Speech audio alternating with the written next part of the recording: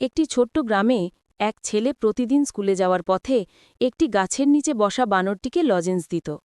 দিন গড়িয়ে সপ্তাহ, সপ্তাহ গড়িয়ে মাস। প্রতিদিন সে বানরটিকে লজেন্স খাওয়াত। ধীরে ধীরে বানরটি ভাবতে শুরু করল লজেন্স পাওয়া তার অধিকার। কিন্তু একদিন হঠাৎ ছেলেটি তার লজেন্সটা অন্য এক পথচারী বাচ্চাকে দিয়ে দিল। বানরটি দেখে ক্ষিপ্ত হয়ে উঠল। সে ভেবেছিল, আমার লজেন্স তো আমারই পাওনা, এটা কিভাবে অন্যকে দিল।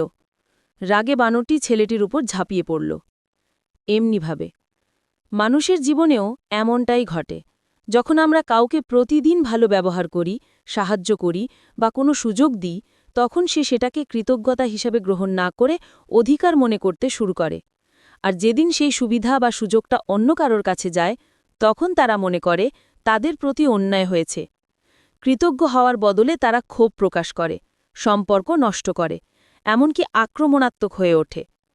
আসলে বানরের মতোই মানুষের ভেতরেও এক ধরনের হিংস্র স্বভাব লুকিয়ে থাকে, যা বেরিয়ে আসে তখনই যখন তাদের অভ্যাস বা প্রত্যাশা ভেঙে যায়। উপকার পেলে কৃতজ্ঞ হতে হবে, অধিকার ভেবে নয়। কারো দেওয়া সাহায্য বা সুযোগ কখনো স্থায়ী নয়, সেটা অতিরিক্ত সৌভাগ্য।